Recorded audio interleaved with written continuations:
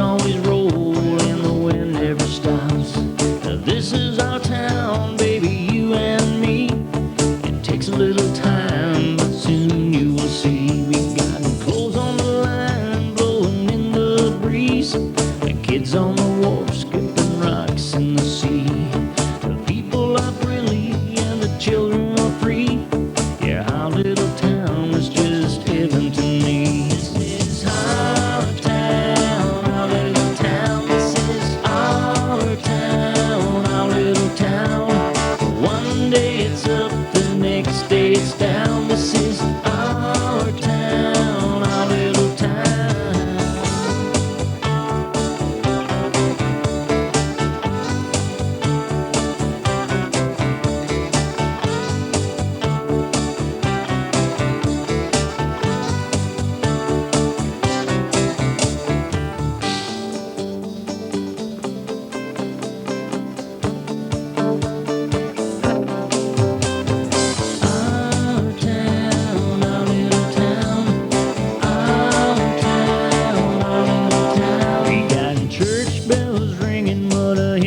Sound. Young boys driving their dad's car around. We got the prettiest girls walking around.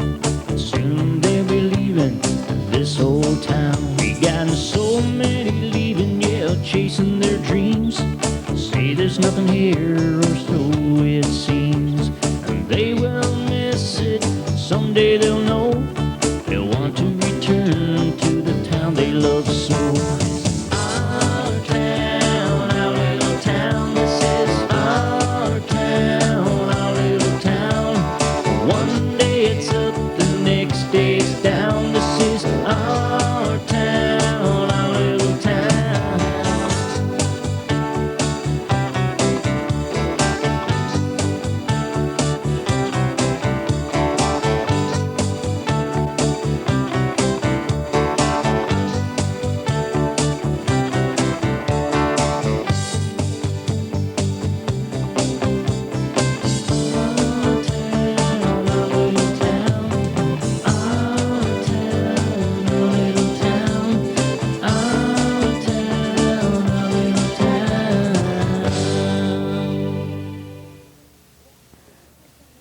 Good evening.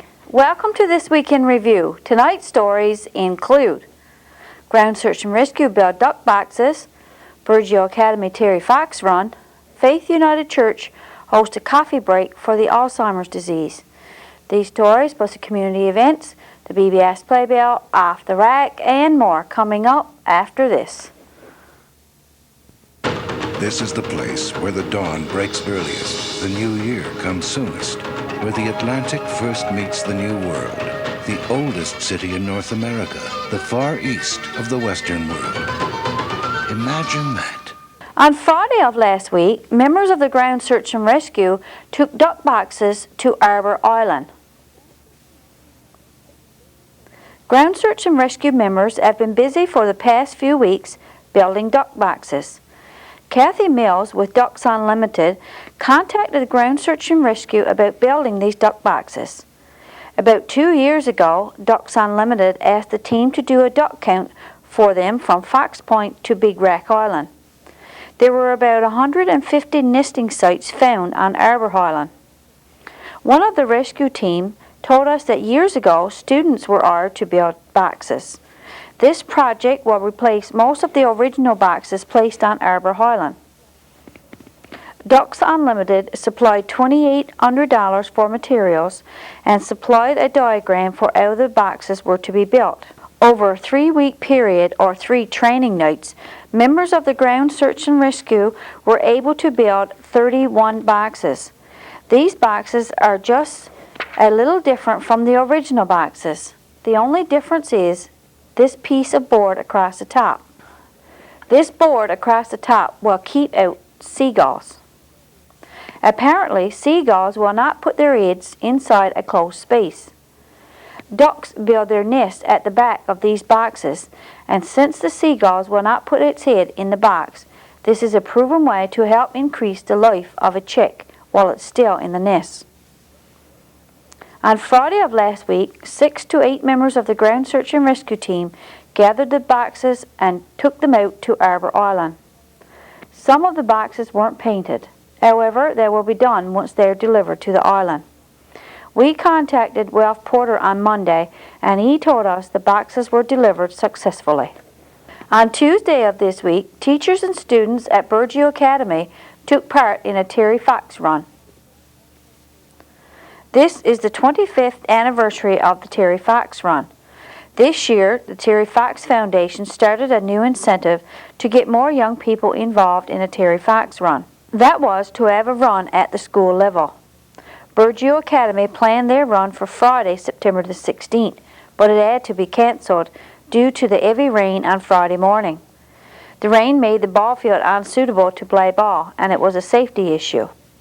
As a part of the run, students would walk to the ball field and watch the Burgeo Academy Storms challenge the teachers to a ball game.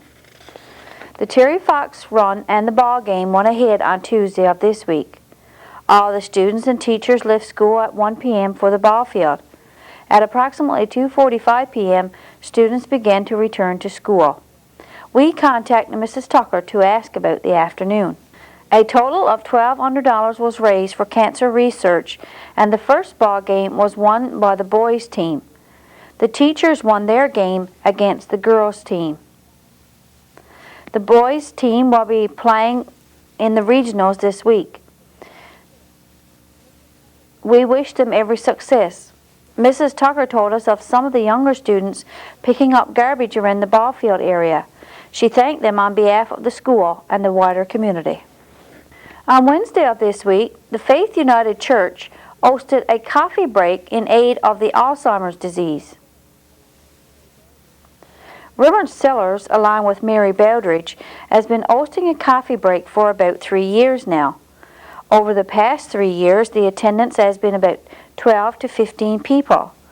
However, this year attendance was very low due to the nasty weather.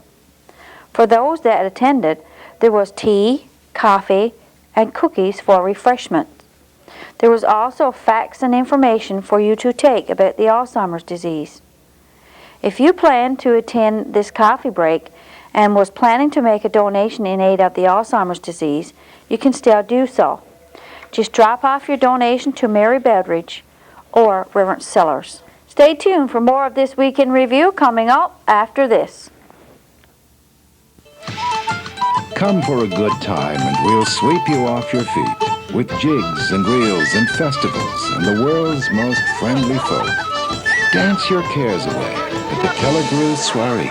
Imagine that. Sandbanks Park closed for the season on Monday of this week.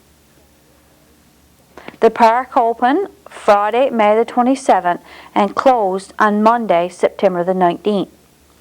When we visited on Tuesday of this week, the scene gave one a sense of stillness and quiet. It was a beautiful fall morning, sunny and cool. A few birds sang for us as we walked down the road.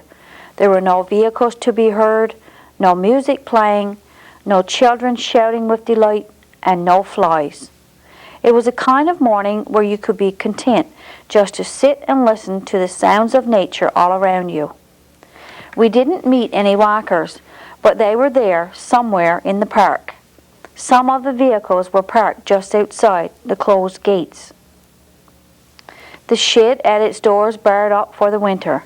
The picnic tables were stored for the winter, as was the garbage cans and the wood. We spoke to Joe Doucette. He told us that they had a great season, no major problems to speak of. The number of campers that visited the park continues to rise. Last year, 2004, there was a total of 1,271 campers registered. This year, 2005, there were 1,406. That is an increase of 190 more campers. The two highest weeks were the week of August 7th to the 13th, with 186 campers and 200 registered campers during the week of August the 13th to the 20th. During the week of August the 29th to September the 4th, that will take in the Labor Day weekend, there were 82 registered campers. It would seem that the word about our beautiful park is getting out there.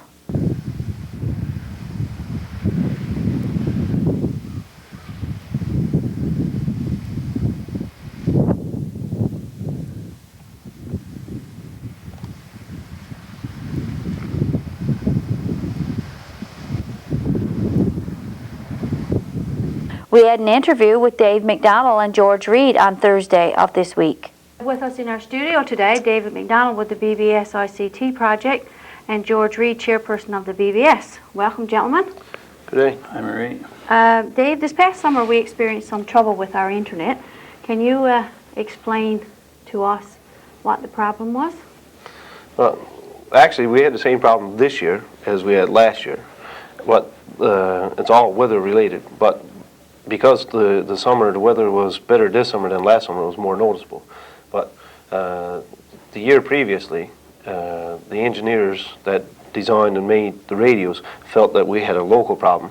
And throughout the entire summer, I spent time on the mountaintop in Grand Brit and Graver and Burgeo trying to isolate and fix the problem. And actually it corrected itself when the weather changed. So this year, as soon as the weather temperatures increased beyond 20 degrees Celsius, we started seeing the problem. And the engineers acknowledged that the problem was actually in their equipment, not anything that we could do to change it. So during the summer, we had the engineers connecting to our radios remotely and making some adjustments and trying to fix the problem. But ultimately, they were unsuccessful. So the problem is caused by, it's called refraction. And what happens is, because our towers are so far apart, when the temperature gets up to 20 plus degrees and very little wind, so the air is sitting still, and like on the pavement you see the heat waves coming up off the earth. Well, what happens is in the midway, somewhere out between our towers, that the heat waves causes the radio signals coming from Burgeo and Grand Brit to bend off and not be picked up by the radios in either end. So what would happen is the radios would stop receiving the signal and the internet would ultimately slow down and stop. And without anybody doing anything, if the wind picked up or the temperature changed and those heat waves disappeared, that the signal would come back on its own. So it was an environmental thing that we couldn't control. They came out with a number of different solutions that we could possibly do to fix it. One of the solutions that they offered was to put in bigger, stronger radios, and even because of the big distance that we had to go, that they weren't sure that that was going to work, and they put a price tag on that of approximately 150,000 US dollars. So you're looking at around $200,000 Canadian in order to fix it. Their second solution was not to go such a long distance. So we can't move Burgeo and we can't move Grand Brit. So somewhere in between, like Connor Head, we would have to put up a repeater site. And in order to put a repeater site on the mountaintop in Connor Head, we had to put up wind generators and solar panels and batteries and all that kind of stuff. And because of the remote nature, we would have to involve helicopters and stuff. So we're back up to a $100,000 solution. So when we started back 3 years ago with the internet, our internet connection was here in Burgeo, and we bought it from a line just across the road. But because of the number of customers and how much people were using it, that we could not, we couldn't buy it from Alliant here. They couldn't give it to us. So what Alliant did was they offered us a connection up in Rose Blanche or up in Port-aux-Basques. So our internet connection now comes from Port-aux-Basques. So what we have done is in Port-aux-Basques, fiber optics runs down to Rose Blanche, and then from Rose Blanche it goes on a wireless radio, our wireless equipment, down from Rose Blanche down to Grand Brit, and then from Grand Brit down to Burgeo. So if anything happens in Grand Brit, like the power goes off, everybody's internet is gone. And the same thing in Rose Blanche. If the power goes off in Rose Blanche, our internet would be gone. But in order to do that, we spent $80,000? $80,000 to make the connection between Burgeo and Rose Blanche. But in doing it, our internet was, we were able to grow and make our internet faster. So we couldn't buy it here, so we went to Rose Blanche and Port-aux-Basques and got our internet up there. The engineers tells me that because of the long distance shots, they're also having the same problems in the Gulf of Mexico and in the Great Lakes area on long distance shots. So environmentally, we can't do anything about to change it. But the engineers this summer acknowledge that they're having problems in other areas, so that they've assured me that by the end of next summer, or by the time the temperatures increase next summer, they will have a solution for us. It might mean buying different radios and changing the radios or whatever, but they assured me that by next summer the problem will be fixed. Did you have to do anything locally, like throughout the summer, to help alleviate the problem? Well, the engineers used to email me software that go into the radio so that they can monitor them and stuff. But physically, we didn't do a thing. Okay. We couldn't change the radios. We didn't have to change the antennas or anything. And our logic and our argument was, from September last year around to July this year, our equipment worked fine. But it was only when the temperature was up over 20 degrees Celsius and the humidity was high. So it was a combination of both and no wind. So I couldn't change any of that stuff. But what they did was they sent down some new software, so the engineers sat down and said, oh, maybe we can fix it with software. So they wrote some software, sent it to me, I took it and put it in the radios and tried it. But the previous year, so 2 summers ago, we actually went up and changed the radios, changed the antennas. Okay. So like, we were climbing towers every day when the temperature got hot. And unfortunately, the temperature would be hot. We'd go up and change the antennas and stuff and come back down. By the time we get everything done, it was cooled off in the evening and it'll be working fine. And next hot day, but last summer, like not summer gone, but the summer previously, that we only got a hot day over 20 degrees every 2 or 3 weeks. So that it was really frustrating because it was coming and going and coming and going. Now this summer, we had a lot of warm weather. We had 20 days or so that temperature was affecting the system. So this year it seemed we had the same problem as the previous year, but because we had a lot more warm weather, it was a lot more noticeable, right? Okay. But the significant advantage on this summer was it wasn't Dave Macdonald running around trying to fix the problem. The engineers were engaged from California and Israel. They were actually coming on the radios and monitoring and watching what was happening, so that now they've got a better picture of what was going on. So now, because they know what the problem is, over the winter, they're working on making a solution that will work for next summer. Right? Okay. Maybe this is a question for George. Now, is the company going to do anything to compensate for those downtimes? I know there were some complaints coming in about that, so I don't know if you want to answer that. Yes, at our regular monthly meeting, one that we had there on Tuesday night, the board of directors, of course, once they were given all the information, what went on throughout the summer, and I mean, no one enjoys having their internet interrupted. Of course, like no one enjoys having their cable, their TV system interrupted. And of course, it's very frustrating when you've got a system that's supposed to work and it's not working, and even if it is for just a few hours a day or a couple of days, probably for a month. So what the board of directors decided to do is to give a credit to all of the internet customers, 2-week credit, in other words, a half a month's credit. And I think right now it's about $34.44 for a month, so it'd be $17.22 credit. So every internet customer will be credited $17.22. That's just to show, of course, that we're aware of the problem. You know, we're aware of the concerns, and we're aware that that's upsetting people. You know, having the internet interrupted like that. But as Dave said, there is really nothing that we can do. We haven't got that kind of capital to invest. You know, we can't put in a $200,000 solution. We just don't have the money to do it. You know, it's just impossible to do.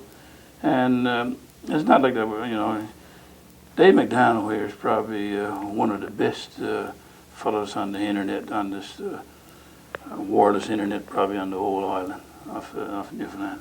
There is no doubt about that. Alliant company recognizes that other countries, other companies throughout the Atlantic region recognize that. They recognize Dave as actually a pioneer in this wireless internet. And he's been doing everything he possibly can to get this problem corrected. And hopefully, what the engineers that's making the radios. Hopefully that they will be able to correct the problem as the winter goes on, and hopefully next year that the problem won't exist. And well, the problem exists, but hopefully the solution will be found. Well, it also seems that some of our residents are a bit confused about how the BBS runs and how the BBS ICT runs. Can you explain a little bit about how the companies are set up and how they run? Yes, thanks, Maria. Opportunity to do that because it's been so long since BBS was formed that probably now a lot of our customers out there don't realize who owns this company and really how it's run. They probably think that the people who run it own it, but that's far from the truth, of course. The company was started in 1982, and its mandate then was to provide the best TV and radio signals for the cheapest price. And of course that's what we've been trying to do all along. We've been trying to give good TV service for the cheapest price that possibly can. Should have been the same thing with the radios, but of course when you try to do that, the bottom line always suffers. For example, I'll just give you a couple of numbers. I'll just take the last 4 or 5 years to illustrate. In 2001, the cable system made $283. And in 2002, it made $2,200. 2003, because we've had some heavy expenses, we lost $13,000. 2004, we made about $5,000. So you see, this company is running on a pretty even keel. There's not much gravy in the pot there. In fact, very little gravy, as these figures will tell you. If you run these figures together for the last 4 years, there I quoted it, you're still in the negative. So, having said that, once the internet was probably, we saw the internet as a savior to the TV, to the cable system, because we didn't want to put the cable rates up any higher. And by getting the internet and giving that service and charging the regular rates for it, which is $29.95 plus tax, $34 and 44 cents, tax included. That price is about the regular price that just about everyone is charging for internet. And with that price, we're making a bit of money. And so therefore, we can use some of that money to help the whole system. But I want to go back to say that when BBS was formed, it was owned by the people of the town. And that hasn't changed. The people of this town owns this company. This is their company. And every bit of money that they spend for their cable and their internet goes back into their company, and it's used to enhance to run the company and to enhance the services. And for example, like last year we put on an extra channel 44. Well, that cost this company $3,000 worth of equipment to get the signal and to rebroadcast it. And it's also costing the company $2,000 a year in order to give that signal. Now that signal is given free to the customer, but it's costing BBS, which is their company, it's costing $2,000 a year to give it. And so, in order for this company to stay viable, well, of course, we have to keep our customer base. And you really, when you buy the internet, when you buy the cable system, you're really buying your own product. It's yours. Now, I know that probably doesn't help people when they sit back and their internet is not working or the cable is not working. I mean, we're not trying to make this any simpler. By saying, well, put up with the problem because it's yours. I'm not saying for that, but we know there's going to be growing pains there, and I think some of them is a little bit more than growing, as we realize, from what Dave said, some of those pains are serious enough. The engineers haven't got them figured out yet.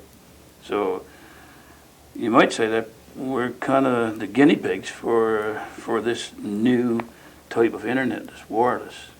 We've stretched the distance that these radios that we got now can talk to each other. We're right on the borderline. So now, and the reason, of course, we could get bigger radios, but again, the cost. So in order to do what we can afford to do, we had to buy the type of radios that we got. So, it's we're between a rock and a hard place. We got to be able to put up with what we got because we can't afford to buy the better stuff. And hopefully, with what we got, that they'll be able to find a solution by next year. When we got this internet, did you guys expect it to grow to where it is now? No, when we started our business plan, when we talked to all the consultants and things along those lines, that there was never any talk of having 300 plus internet customers that we have, right? So when we started first, it was designed to have somewhere around 200 internet customers. So the fact that there's more means more bandwidth, more radios, more equipment, so it further complicated everything. Okay. In the long run, in the short term, it meant we had to outlay more money in order to get it up and running and stuff. And once we get our equipment all paid for and things along those lines, it also means that we will have more money in the long run to put it in. And so, because it's our company, it's non-profit and stuff like that, we will be reinvesting that extra money back into the equipment and buying bigger and faster equipment.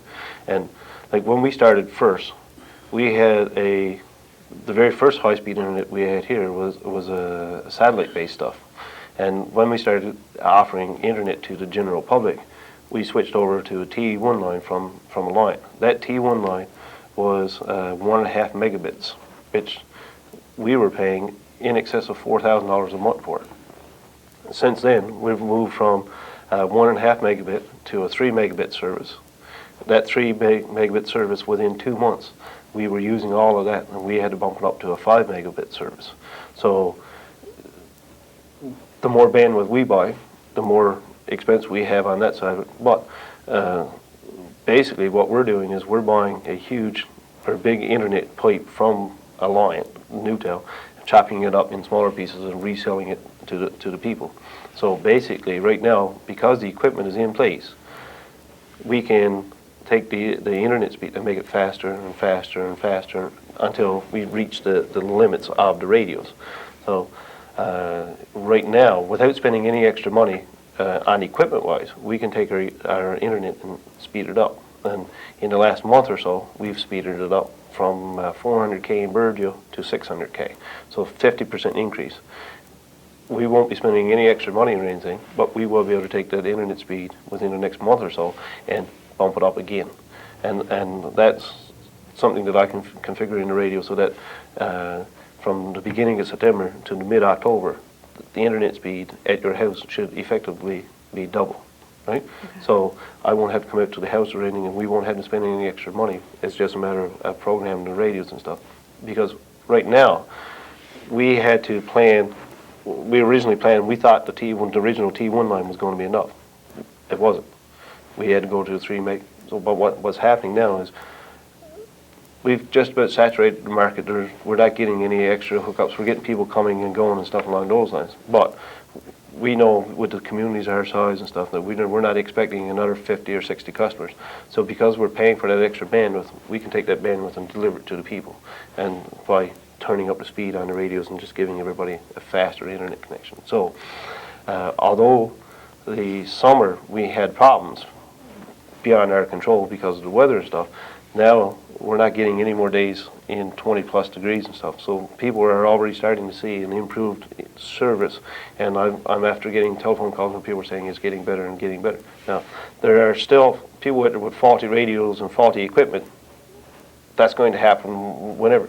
So if you're having problems with your internet, just give us a call at the office, 2177, and as soon as I can get a chance, I'll come around and get it straightened up. But one of the other things that you need to look at and realize that from the internet side of it is just me. Claude is the cable guy, and Claude comes around and helps me with the internet and stuff along those lines. But you might see me coming and going out of town a fair bit. We're also the internet provider for Ramya and Grey River and Francois and Grand Brit, so there's 5 communities. So I spend a fair amount of time out of town. So you leave a message and I'll get back to you as soon as I possibly can, and leave it here with you at the office and stuff. So, but if you're having problems now, because it's not weather related anymore, so if anybody's having problems with their internet at home, there's something else going on, and you give me a call and we'll get them worked out and get them straightened up. That's all I can say on that part. Right? Yeah. Maria, got to say, and just re-emphasize that this system, this cable system, TV system, and the internet system is the company of Burgeo. It belongs to the people of Burgeo. I mean, I can't overemphasize that. It is their company, and right now there's 7 directors, volunteer directors who run the company, and of course they're doing it freely. Their time is given freely, and they're running this non-profit company. This is what it is. This is a non-profit company. It has that title because we're supposed to not make any great amount of money, and what we do make, we're supposed to put back into the system, which is what we've been doing.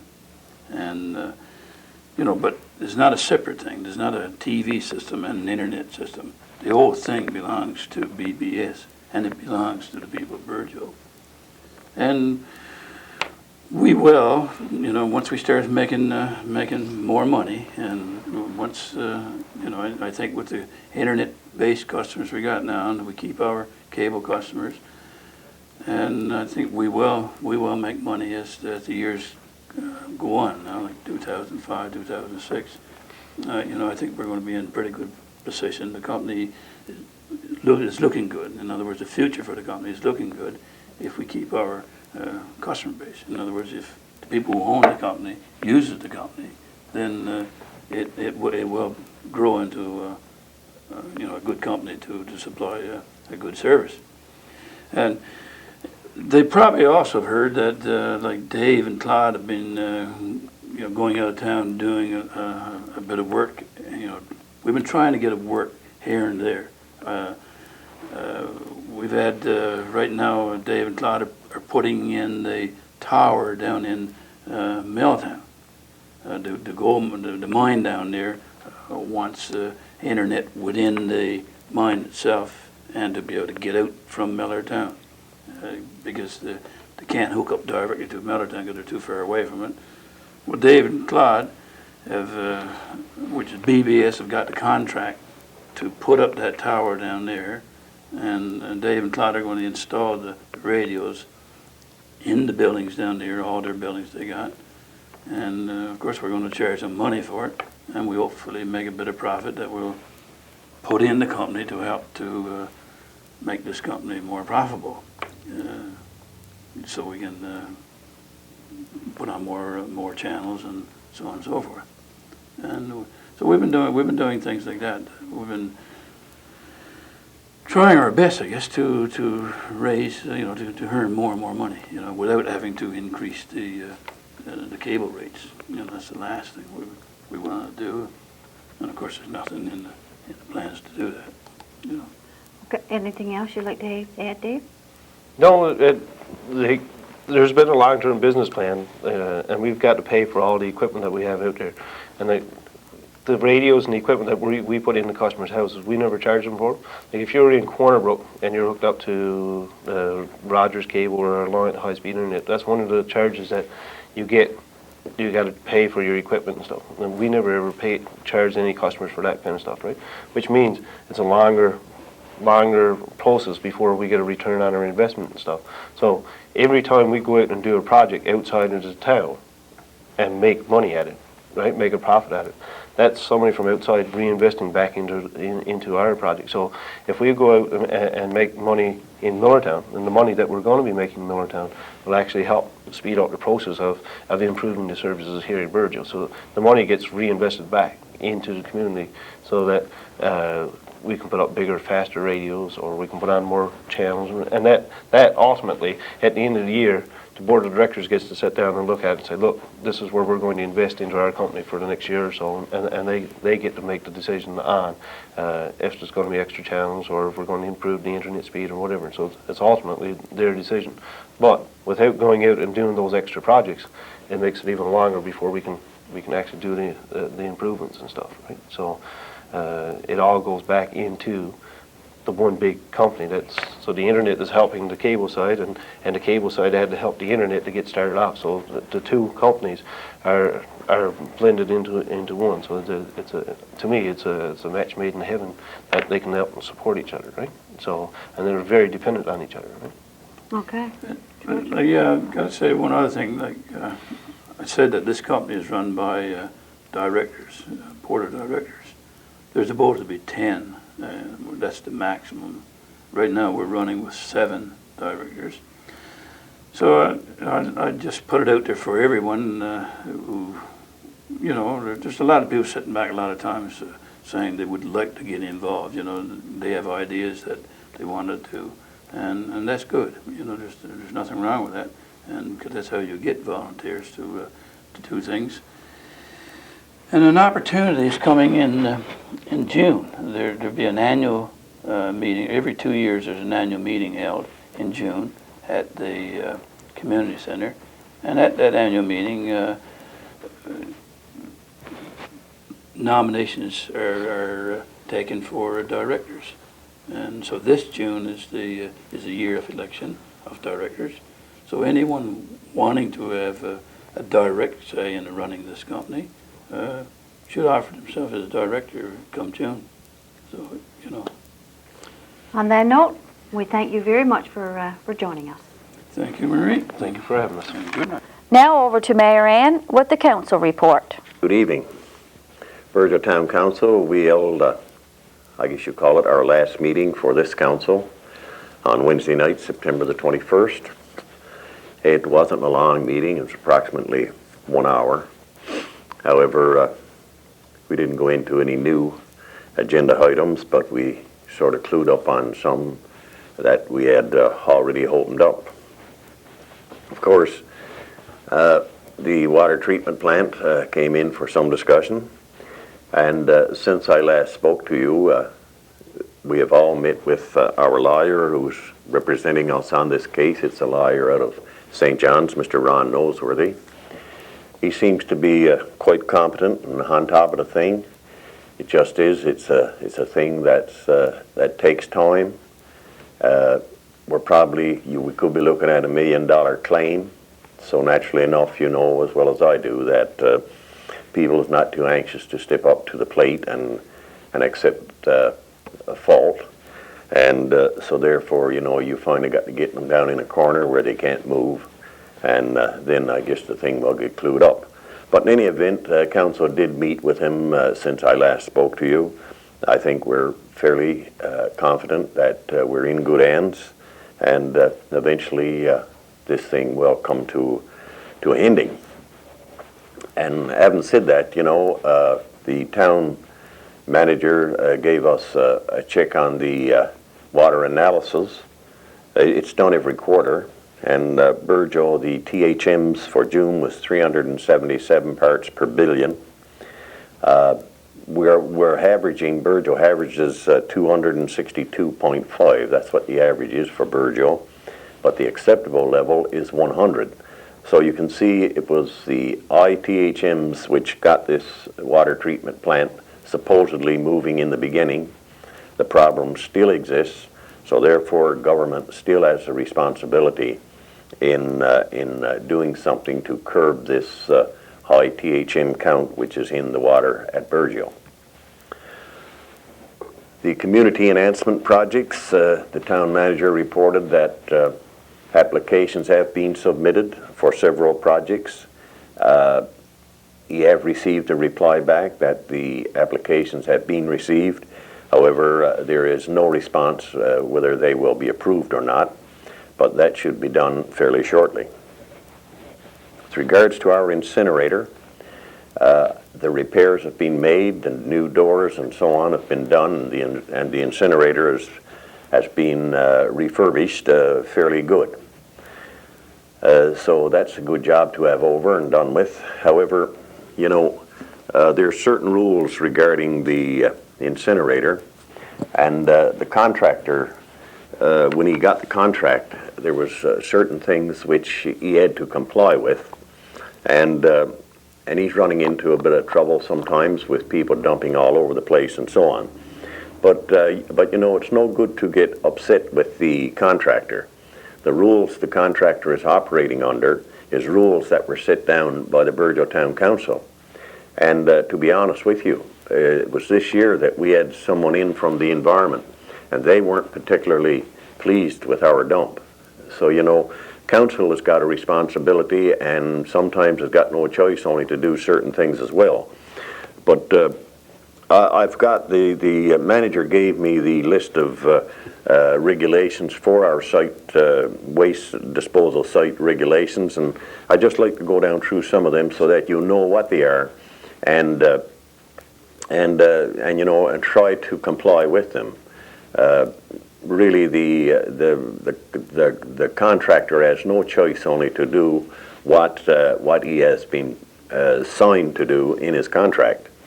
And it says the waste disposal site shall be locked at all times except during periods of scheduled, supervised, general public dumping. And I believe that's on Wednesday and Saturday. The waste disposal operator or designate shall be present at all times during periods of public dumping.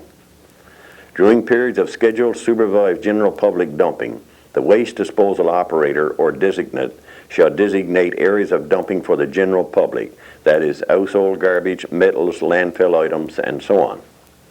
Persons taking refuse to the waste disposal dump shall dump in the area designated by the waste disposal operator or his designate, and failure to do so will result in the user being charged a minimum fee of $10 for improper disposal. So, you know, if you go there and he tells you to put your garbage in a certain area and you refuse to do it, well, then you can be charged for it, and you probably will. The waste disposal operator or designate shall ensure that the incinerator loading and clean outdoors are kept in the closed position when the incinerator is in operation. And you see, this is what happened to the last lot of doors. Burning was occurring with the doors open, and the heat just warped the doors out of shape. They are to be kept closed whenever it's burning. And the waste disposal operator or designate shall ensure that the incinerator is cleaned at least once monthly. Dates of cleaning shall be recorded and submitted to the town office.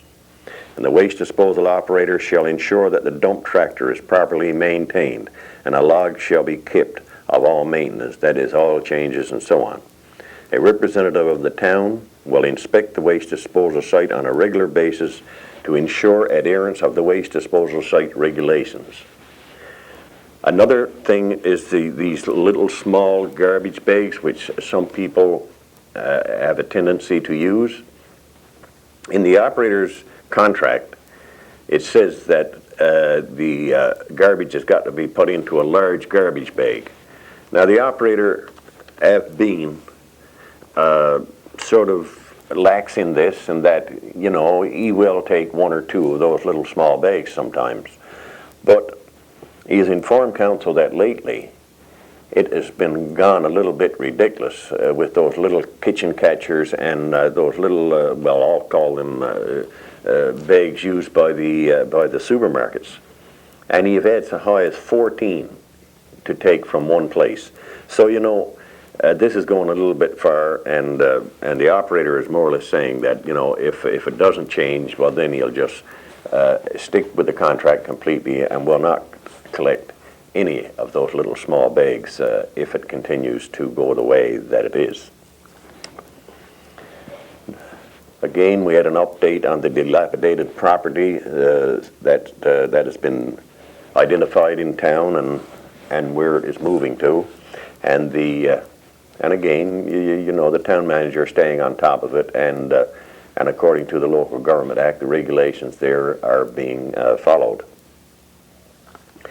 Council adopted noise regulations. There was a motion seconded and carried that the town of Burgeo would adopt noise regulations, and the town clerk manager was instructed to prepare the regulations and bring them back to the next council to peruse and look over and see if they're the proper ones. So there will be noise regulations from now on in the town of Burgeo. It was also brought up that it appears as if some places in Newfoundland have had their driver examiner reinstated. Harbour Breton was one, and Iard, Milltown, and there was some talk of Portabass. It was also said the reason it wasn't restored to Burgeo was because Burgeo didn't ask. Well, you know, that's completely untrue. We'd request to reverse that decision to remove the driver examiner from Burgeo was made verbally. It was done in writing. The town of Ramya made the request. And at this time, of course, there have been another request. We have renewed the request since our meeting, and we were informed that the other places have had theirs reinstated. So there have been another request made, but you know, I don't know just what's going to happen. Diane Whalen assured me that when the new budget for last year came in, that she would look at it. Well, if she looked at it, she didn't bring the driver examiner back. So that is being revisited, and a letter has been sent to Miss Whalen in that regard. The final thing for council was invoices in the amount of $14,495.94 was approved for payment. I'd just like to mention something from a previous meeting, and that was the DRL bus. Some people were wondering if the DRL bus could stop at the intersection of the Burgeo Road and the Trans-Canada Highway. The town manager wrote a letter to DRL to that effect. They came back and explained what would be involved. At the present time, apparently, when they're heading west, they go in through Stephenville. I think it's what they call White's Road. They take the trip in there and exit the other end and go on towards Portabass. And when they're going the other way, of course, they go in through Stephenville and come out the other way. So he explained about the number of stops that they got to make going across the island now, and it's just not feasible for them to do it at the present time. So the council did make the request, but it has been denied. And that's it for council and this council. And as you all know, that on September the 27th will be the last day of this council's authority, and the 28th your new council will meet. I guess they will choose their mayor and their new deputy mayor at that meeting, and they will be sworn in. And I guess we could say after they get sworn in, they will be sworn on. But no, just the same, I'd just like to say that, you know, over the past 8 years, I think we had a fairly good council. We did have accomplishments. I don't know how good your memories are, but if you can recall that the streets were in pretty poor condition. I just forget what the name of the street they used to call Inspiration Road. It was some kind of a bump road or something. Well, we were successful in lobbying to have a complete capital works program approved and pave the old town and had that over with. So, you know, as a result, your streets are a whole lot better now than they were 8 years ago. The water treatment plant, we were successful again in lobbying government and getting $3 million approved for that project. Now, all the benefits of that is not to be seen at this time. I have every confidence that in the future, and I don't know how far that will be in the future, but I'm sure it will be before the mandate of the present council is expired, you will have your water treatment plant back on stream. Another move I think you see that this council brought to Burgeo was we now have what I call proper street name signs. I'm not saying the streets have got the proper name. I'm sure you can all remember that fiasco as well. But at least we have got the proper street name signs. You know, when we took over, wooden posts, 2 pieces of wood with a little black trim on it. It must have cost a fortune just keeping signs going. But we did make that switch, and now Burgeo has signs which are compatible and the same as other towns. Your playground has had quite an infusion of money. I didn't check for the exact figure, but I've got no doubts we're up close to $60,000 or $70,000. That's been, and probably more, has been put into that playground, and it's a worthwhile facility and something for us to be proud of. Our town square, or the town triangle, whichever you want to call it, I think it looks very neat. I think it enhances our town and adds to it. And we now have a proper war memorial. I think we tried hard to promote tourism for the town. From the kiosk right on down, council had its finger in there somewhere trying to promote this thing and whatever there is in tourism. I believe Burgeo was promoted. I believe we were in the media as much as most towns around the Highland. And municipal awareness within the town was enhanced during the terms of the last 2 councils. We had the honor of hosting the first Newfoundland Labrador Federation Municipality Board of Directors meeting.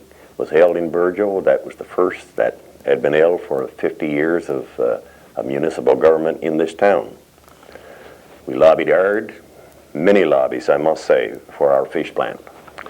We didn't accomplish anything, but we did take it to every level, both provincially, federally, and to the Senate.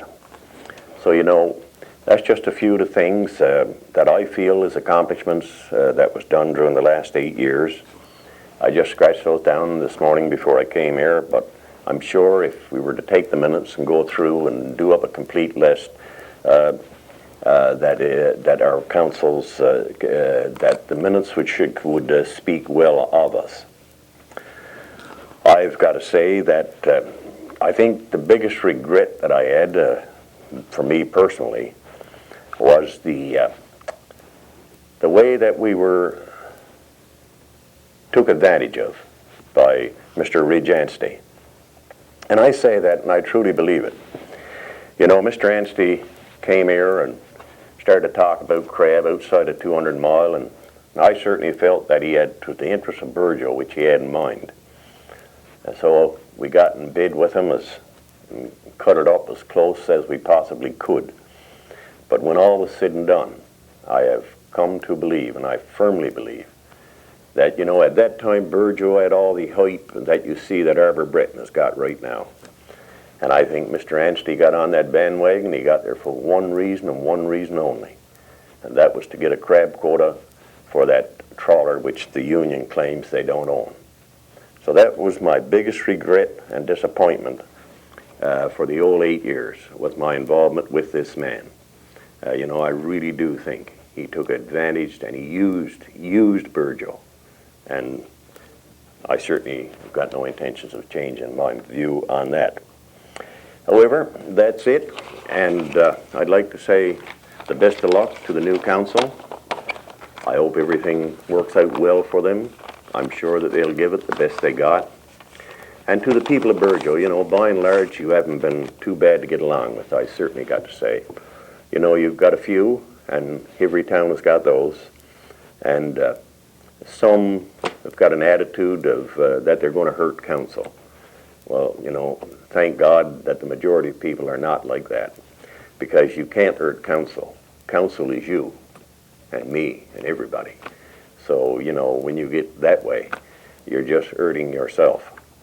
So anyway, I'll say good night and all the best. Stay with us for Off the Rack, community events, and the BBS Playbill, all after this.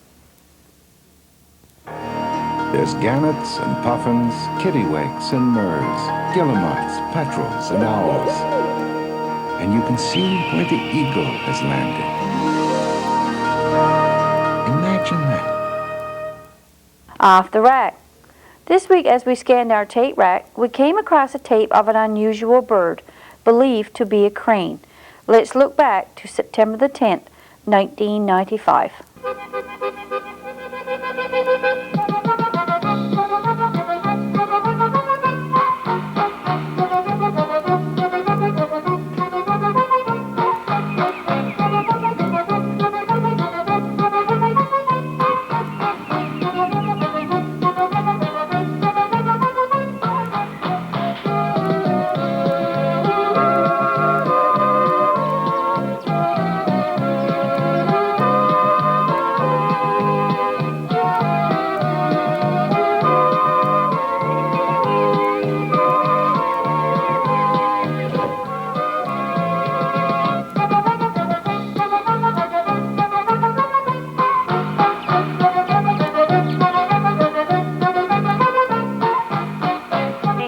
Welcome to the community events segment of tonight's broadcast. I'm Rebecca Young. The snack program will host TV bingo on Wednesday, September 28th at 7 p.m. One game for $500.